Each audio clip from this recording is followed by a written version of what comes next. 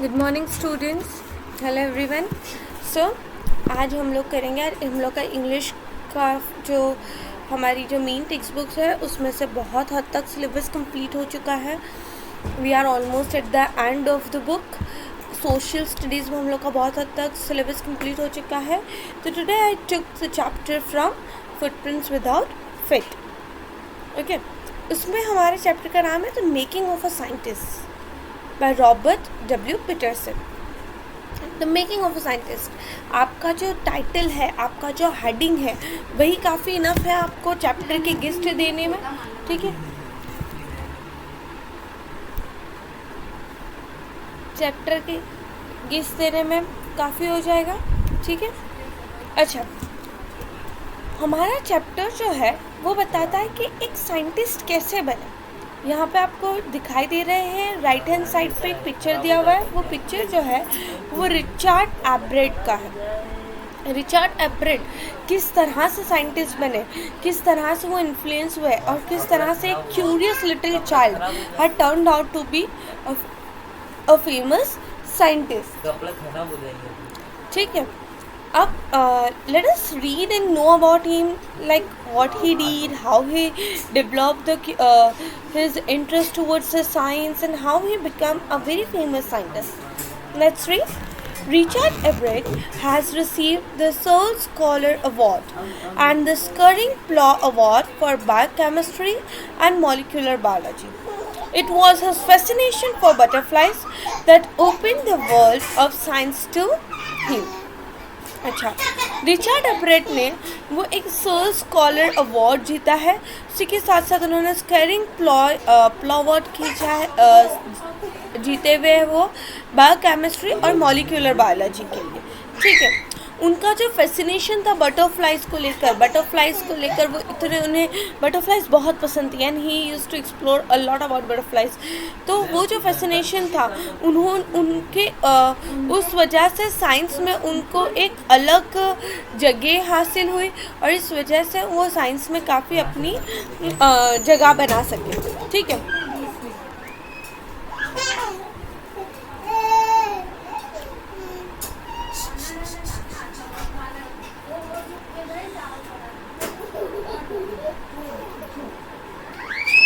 अब हम पढ़ते हैं at the age of 22 a former scout of the year excited the scientific world with a new theory on how cells work. आपको ये जो picture दिखाई दे रहा है ये बेसिकली आपको बताना चाह रहे हैं कि जो रिचर्ड एब्रेट थे उन्हें एनसीसी, जो एनसीसी होता है ना, एनसीसी जैसी जो ट्रेनिंग होती है, वो ट्रेनिंग में वो जो स्काउट उसे हम बोलते हैं स्काउट। तो he was a former scout of the year और 22 साल की उम्र में उन्होंने ये थ्योरी निकाली कि सेल्स किस तरह से काम करते हैं। We all know that human body is made up of cells, या मेड अप ऑफ सेल्स और सेल्स और वो जो छोटे छोटे सेल्स होते हैं वो किस तरह से काम करते हैं, उसकी जो थ्योरी थी वो रिचर्ड एब्रेट ने दी थी। और वो कब दी थी? 22 की एज में। ठीक है, at the age of 22।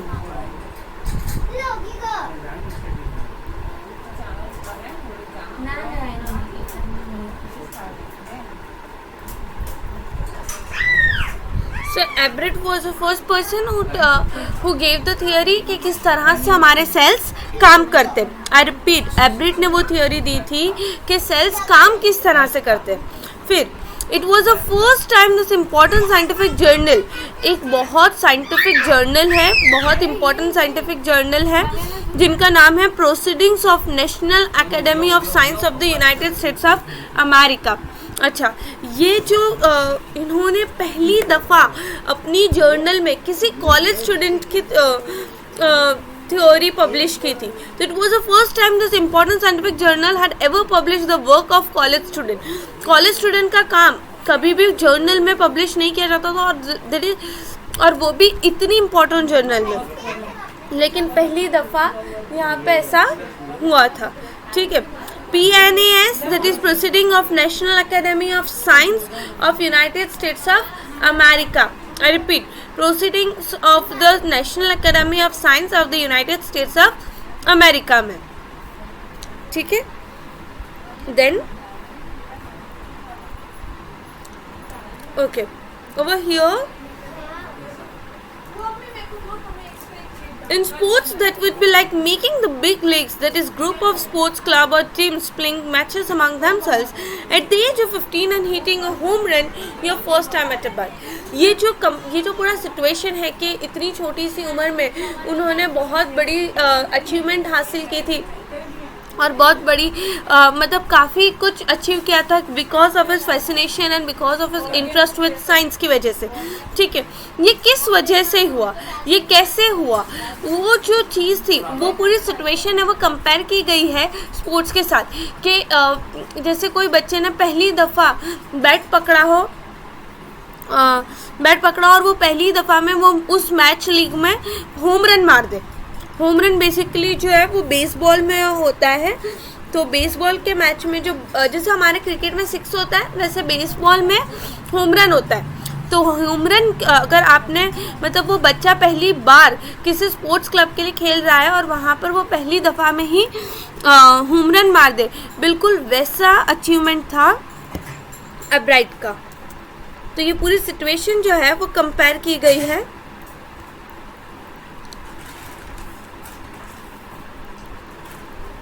Then it says, अब यहाँ पे अब ये तो साइंटिस्ट थे पर रिचर्ड को जो था बटरफ्लाइज से बहुत प्यार था, उन्हें बटरफ्लाइज से बहुत फैसिनेशन था. तो for Richard एब्राइट it was the first in a long string of achievement in science and other fields. It all started with butterfly. हम लोग ने अभी जैसे हम लोग ने चैप्टर शुरू किया तो चैप्टर शुरू करते ही उनके अचीवमेंट्स, उन्होंने कौन से अवार्ड्स जीते, उन्होंने किस तरह से कामयाबी हासिल की, उन्होंने कौन सी थ्योरीज के बारे में लिखा, ये सब चीज़ों के बारे में मेंशन किया हुआ है. पर ये सब कुछ शुरू कहाँ से हुआ? ये सब कुछ उनका शुरू हुआ बटरफ्लाइज से. उनका करियर जो है साइंस के फील्ड में वो बटरफ्लाई से शुरू हुआ था.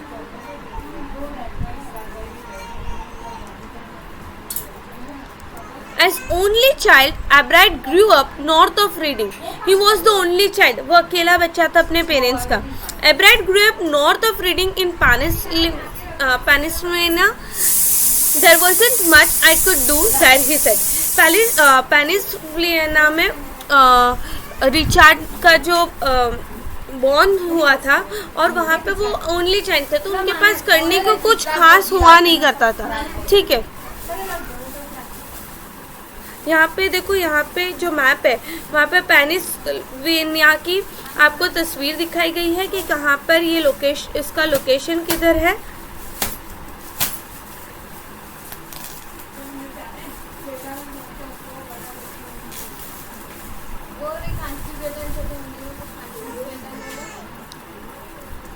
I certainly couldn't play football or baseball with a team of one.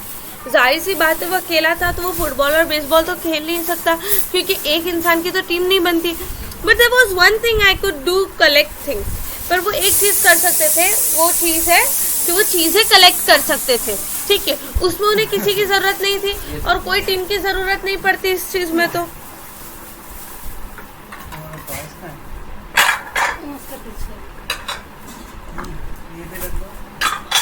so he did, and did he ever. Beginning in kindergarten, Ebrard collected butterflies with the same determination that has marked all his activities. मतलब वो coins collect करते थे, stamps collect करते थे, लेकिन जिस तरह से वो butterflies collect करते थे वो अलग determination था. ठीक है, yes, he was collecting butterflies.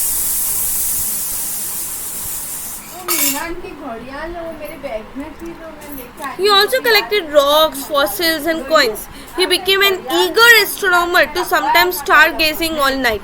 He also collected star, rocks, fossils and he also collected rocks. मतलब वो पत्थर कलेक्ट करते थे, फॉसिल्स कलेक्ट करते थे, अलग अलग तरीके के कॉइन्स कलेक्ट करते थे एंड वो एक बहुत ईगर एस्ट्रोनॉमर बन गए थे. कभी कभार वो पूरी रात जो है वो स्टार गेजिंग का काम करते थे, मतलब पूरी रात अपनी तारों को देखते हुए गुजार देते थे और फिर इस तरह से वो साइंटिस्ट बन गए. Then he also from the first he had a driving curiosity along with a bright mind. He also had a mother who encouraged his interest in the learning. Students always remember what ever you do, your success जो है वो आपके घर से शुरू होती है, आपके पेरेंट्स से शुरू होती है. How your mother and how your father encouraging you to do something great, और किस तरह से वो आगे बढ़ाते हैं, किस तरह से वो हमेशा इनकरेज करते हैं आपको, और आपकी कामयाबी में उनसे बड़ा हाथ और किसी का नहीं हो सकता.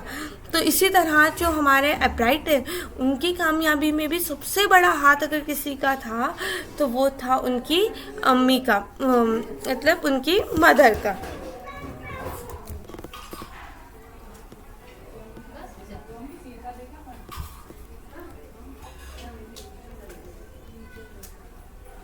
She took him on trips. वो क्या करती थी, वो उन्हें ट्रिप्स पे ले जाती थी, उन्हें टेलीस्कोप्स दिला दिया, उन्हें माइक्रोस्कोप दिला दिया, उन्हें कैमरा दिला दिया, और माउंटिंग मटेरियल्स जो माउंटेन्स पे जाने के लिए जो मटेरियल्स, जो माउंटेन क्लाइंबिंग के लिए जो चीज़ें चाहिए वो सब दिला के दी उन्होंने. And other equipments helped him in many other ways. और हर वो चीज़ जिसकी वजह से उनका नॉलेज इंक्रीज हो सकता था, जिसकी वजह से उनका डेवलपमेंट हो सकता था, वो सारी चीज़ें उन्हें प्रोवाइड की गई.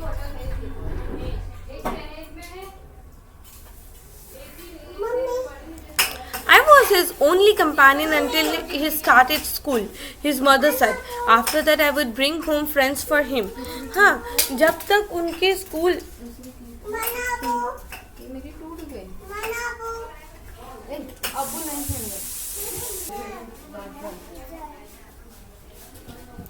तो जब तक वो स्कूल नहीं जाते थे तो उनका जो साथी, उनके जो दोस्त थे, वो सिर्फ और सिर्फ उनकी मम्मी थे, उसके अलावा कोई नहीं. फिर जब वो स्कूल जाना शुरू हो गए तो वो उनकी मम्मी जो थी, तो उन्हें अकेला फील ना हो इस वजह से वो उनके फ्रेंड्स वगैरह को बुलाया करते थे. ठीक है.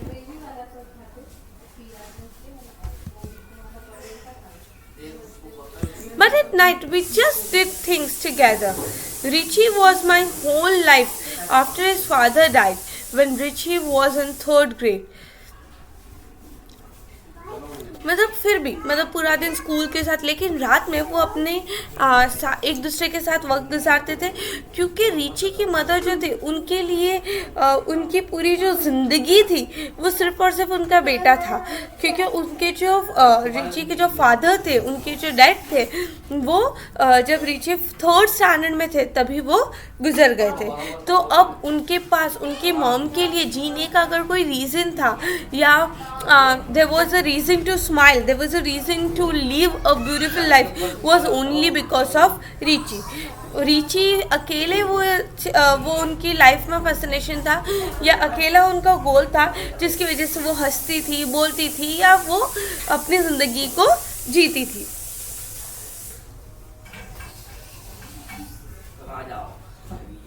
She and her son spent almost every evening at the dining room table. If he didn't have things to do, I found work for him. Not physical work, but learning things. His mother said he liked it, he wanted to learn. हाँ, वो लोग हमेशा अपने शाम में एक दूसरे के साथ वक्त गुजारते थे, और वो कभी भी उन्हें फ्री नहीं रहने देती थी. मतलब वो कुछ ना कुछ चीज़ों में उन्हें बिजी रखती थी. अगर फिजिकल वर्क नहीं तो एटलीस्ट लर्निंग में, क्योंकि उन्हें नई चीज़ें लर्न करना, because he was a very curious child. उन्हें हमेशा नई चीज़ें जानना, क्या होता है क्या नहीं होता, इन सब चीज़ों में काफ़ी दिलचस्पी थी. ठीक है, तो इस वजह से वो काफ़ी इनकरेज करती थी उन्हें. And learned he did. He earned top grades in school. On everyday things, he was just like every other kid, his mother said. हाँ, उसके अलावा वो हमेशा टॉप करते थे स्कूल में, और स्कूल में वो बाकी बच्चों के बराबर ही थे.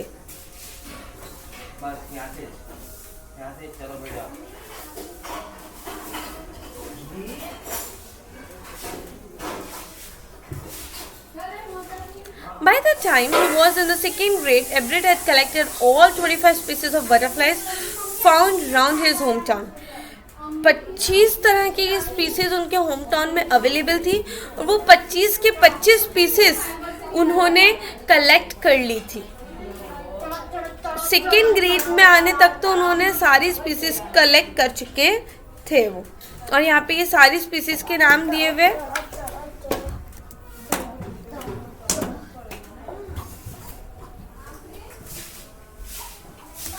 That probably would have been the end of my butterfly collecting, he said. But then my mother got me a children's book called The Travel of Monarch X. तो वो 25 पीसेस करने के बाद उनके पास कुछ कोई कलेक्शन रहा नहीं था, पर उनकी मम्मी ने फिर उन्हें एक बुक ला दी थी जिसका नाम था the travels of monarch x.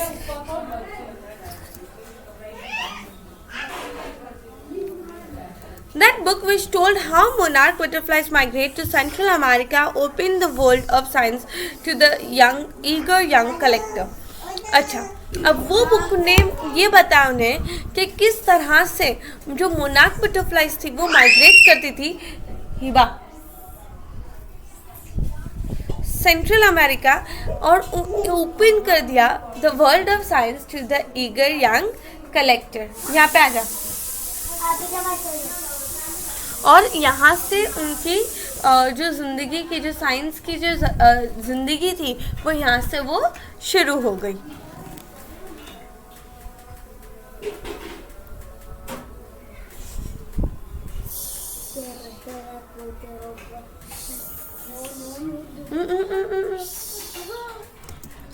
At the end of the book, readers were invited to help the study butterfly migration.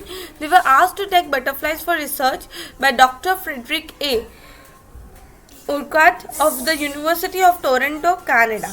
अच्छा, यूनिवर्सिटी ऑफ टोरंटो कनाडा थे. वहाँ पे जब बुक ख़त्म हुई तो वो लोग जिन्होंने बुक रीडिंग ख़त्म किया था उन्हें इनवाइट करते थे कि वो बटरफ्लाई का माइग्रेशन पढ़े और उसकी रिसर्च करे.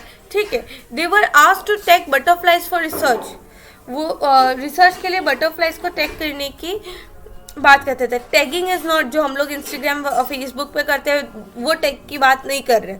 बटरफ्लाइज को टैग करना मतलब रिसर्च के लिए बटरफ्लाइज कलेक्ट करके उसके अंदर से उनके ऊपर रिसर्च करना या फिर उन्हें फॉलो करना. ठीक है. Doctor Frederick A Urquhart of the university of Toronto, Canada.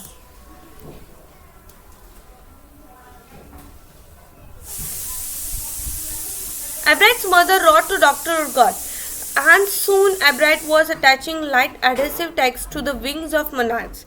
Anyone who found a tagged butterfly was asked to send the tag to Dr. Urquhart. Look, you can see that how are they doing. Butterfly के ऊपर tag लगा देते थे वो लोग इस तरह से. तो एब्राइट मदर ने एब्राइट के जो मॉम थे उन्होंने डॉक्टर उर्गॉट को लेटर लिखा और एब्राइट was attaching light adhesive tags. Light adhesive tags मतलब वो जो रेडियम वाली जो अपने नियॉन्स वाला होता है ना, जो अंधेरे में भी रात में भी दिखता है, to the wings of monarch. Anyone who found a tag, जो भी टैग वो ढूंढता था, found a tag, butterfly was asked to send the tag to doctor Urquhart. और मतलब जिसने भी जो भी वो टैग वाली बटरफ्लाई ढूंढता था मिलती थी वो बटरफ्लाई भेज दी जाती थी डॉक्टर उर्गॉट को.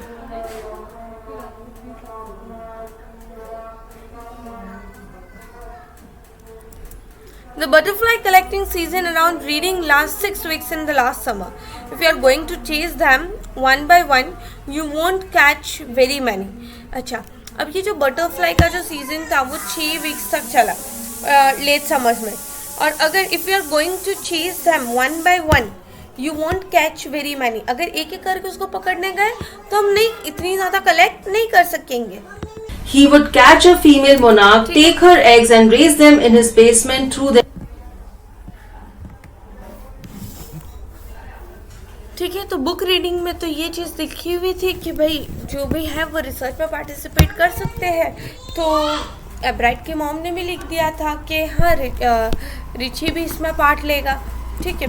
अब यहाँ पर टैग्स का काम भी ख़त्म हो चुका था. अब एक एक करके सारी इकट्ठी करें तो वो तो पॉसिबल नहीं था. तो नेक्स्ट स्टेप एब्राइट के था कि was to raise a flock of butterflies. He would catch a female monarch, take her eggs and raise them in his basement through the life cycle from egg to caterpillar to pupa to adult butterfly. अब ये task क्या था कि कोई butterfly को पकड़ना था, उसके जो एग्स थे उसे स्टरलाइज करके उसे किस तरह से पूरा ग्रो कि एक एग से कैटरपिलर से वो पुपा बनता और फिर बाद में वो अडल्ट. तो तो ये पूरा साइकिल जो था वो अब एब्राइट को फॉलो करना था।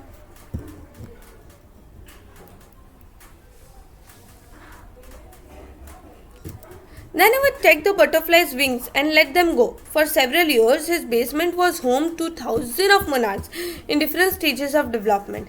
अच्छा, अब वो बेसमेंट जो था ना वहाँ पर हज़ारों मोनार्क्स का घर बन चुका था वो, क्योंकि बहुत सारी बटरफ्लाइज वहाँ पर रहती थी और उसके अलग अलग स्टेजेस ऑफ डेवलपमेंट वो ऑब्जर्व करता था।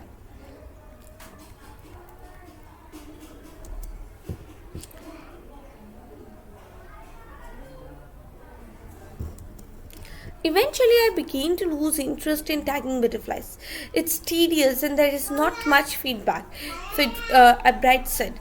अब देखो कोई भी चीज़ जो होती है या फिर ऐसा बोल सकते हैं कि this is kind of human tendency, जहाँ पे हो सकता है कि आपको आपका काम बहुत पसंद है, बहुत ज़्यादा पसंद है, या आपको आपके काम से बहुत ज़्यादा लगाव है, पर ज़िंदगी के कुछ ऐसे हिस्से आते हैं जहाँ पर शायद आपको वो काम करना पसंद नहीं होता, या तो फिर आप वो काम से थक चुके होते हो, या तो यू फाइंड कि भाई रोज़ रोज़ यही क्या काम करना, ठीक है।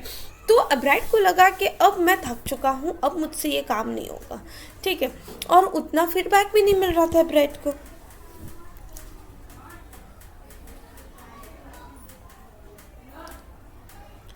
In all the time I did it, he laughed. Only 2 butterflies I had tagged were recaptured and they were not more than 75 miles from where I lived. सिर्फ 2 बटरफ्लाइज वापस से मिली थी और वो भी बहुत ज़्यादा दूर से नहीं, सिर्फ 75 माइल्स से उन्हें मिली थी। मतलब उनकी घर की दूरी से जो 75 माइल्स का जो रास्ता है उतनी दूरी से मिली थी, मतलब बहुत ज़्यादा दूर पहुँची नहीं थी। Then in 7th grade, he got a hint of what real science is when he entered a country science fair and lost. अब जब 7th ग्रेड में उन्होंने एक्चुअली साइंस को जाना और जब वो एक साइंस फेयर में गए तब उन्हें पता चला कि एक्चुअली साइंस होता क्या है, साइंस चीज़ क्या है। It was really a sad feeling to sit there and not get anything while everybody else had won something, Ebright said. अब देखो, जब हर कोई कुछ ना कुछ जीता है और आप कुछ नहीं जीते हो तो जाहिर सी बात है कि आपका मन दुख होगा, आप दुखी होंगे। तो एब्राइट को भी बहुत बुरा लगता है जब आपके साथ वालों को सब कुछ आ रहा है और आपको कुछ नहीं आ रहा, तो वो भी चीज़ आपको अफसोस देती है, वो भी चीज़ आपको तकलीफ़ पहुंचाती है। तो बिल्कुल उसी तरीके से एब्राइट को भी वो बात बहुत तकलीफ़ दे रही थी कि उन्हें कोई भी चीज़ के बारे में कुछ पता है नहीं।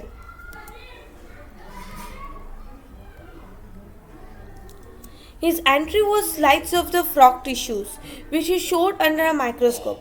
He realized the winners had tried to do real experiments, not simply make a neat display. तो क्या हुआ, जब वो शुरुआत हुआ, जब वो एग्जीबिशन में एंटर हुए, उसी दौरान सबसे पहली चीज़ से मिली वो स्लाइड ऑफ फ्रॉक टिश्यू। एक स्लाइड था जिसके अंदर फ्रॉक का टिश्यू था, जो माइक्रोस्कोप के अंडर उन्हें दिखाया गया, मतलब माइक्रोस्कोप में वो दिखाया गया कि फ्रॉक का टिश्यू किस तरह से होता। उस वक्त उन्हें रियलाइज़ हुआ कि जो विनर्स है वो रियल एक्सपेरिमेंट कर रहे, सिर्फ सफाई से कोई चीज़ें नहीं दिखा रहे कि भाई ड्राइंग कर दी या प्रेजेंटेशन करके कोई चीज़ें नहीं, they are doing the real experiments.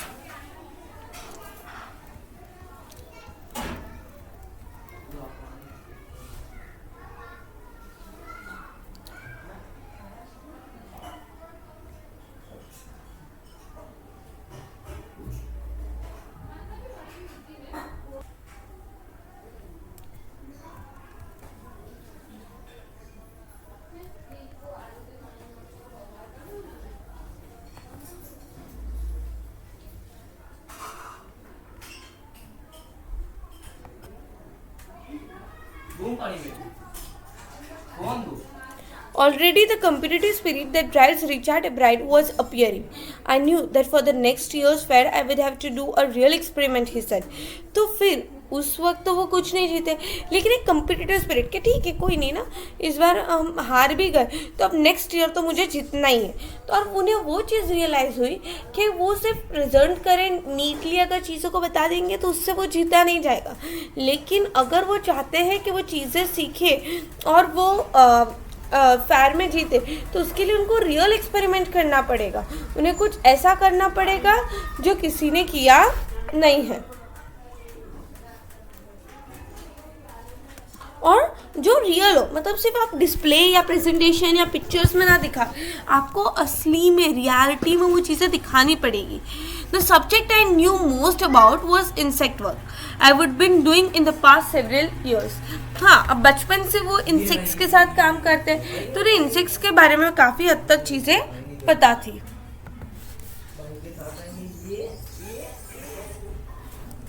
So he wrote to Dr. Urgat for ideas, and back came a stack of suggestions for experiment. Those kept Ebright busy all through high school and led to prize projects in a country and international science fairs. अब वो doctor उर्गाट को लिखते रहते थे और ideas suggestions वहाँ से आते रहते थे, तो ये सब चीज़ों में उर्गाट काफ़ी ज़्यादा बिजी रहते थे और उनके स्कूलिंग वगैरह भी इसी तरह साइंस फेयर्स और एक्सपेरिमेंट्स वगैरह में बीत गई।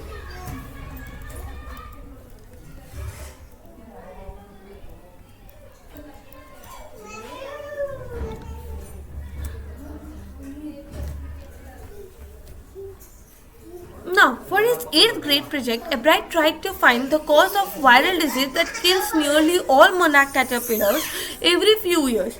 Ebright thought that the disease might be carried by a beetle.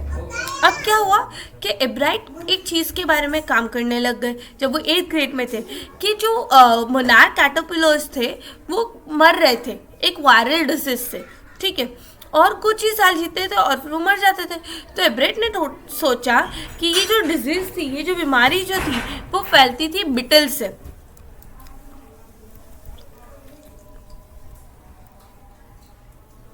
He tried raising caterpillar in the presence of beetles.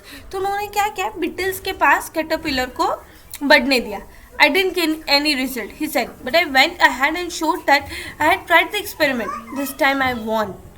अब क्या हुआ, यहाँ पे कैटरपिलर के प्रेजेंस में बिटल को बड़ा किया, कोई असर तो नहीं हुआ, उसकी वजह से कोई इफेक्ट तो नहीं आया, लेकिन वो जो दिखाना चाहते थे कि उन्होंने एक्सपेरिमेंट किया, वो उन्होंने सबको दिखाया और इस बारी वो जीते थे। मेहनत का फल तो मिलना था।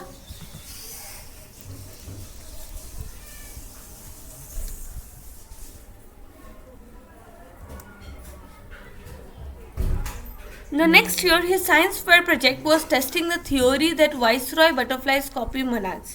The theory was that viceroys look monarchs because monarchs don't taste goods to बस। अच्छा, क्या हो रहा था, viceroy. Now the next year his science fair, जो साइंस फेयर का जो प्रोजेक्ट था आने वाले साल का, okay, so what happened, wait,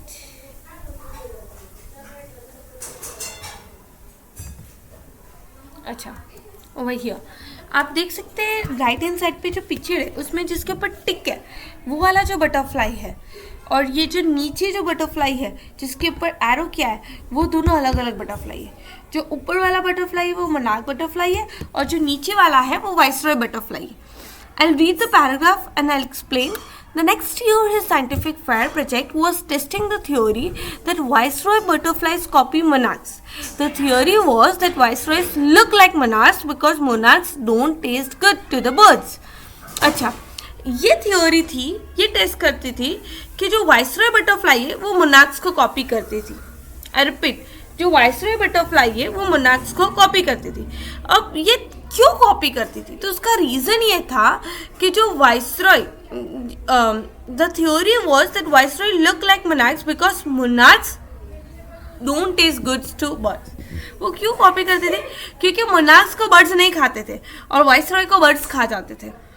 और मोनार्क्स को क्यों बर्ड्स नहीं खाते थे, क्योंकि वो टेस्ट में अच्छी नहीं थी। आई रिपीट, वो टेस्ट में अच्छी नहीं थी। जब स्पीसीज भी चेंज हो जाती है ना तो टेस्ट चेंज हो जाता है। तो जो वाइसरॉय बटरफ्लाइज थी उन्हें तो बर्ड्स खा जाते थे लेकिन मोनार्क्स को नहीं खाते थे। और मोनार्क्स को ना खाने का रीज़न ये था क्योंकि वो उनका टेस्ट इतना नहीं अच्छा हुआ करता था, ठीक है। तो इस वजह से वो हमेशा उन्हें कॉपी करती थी।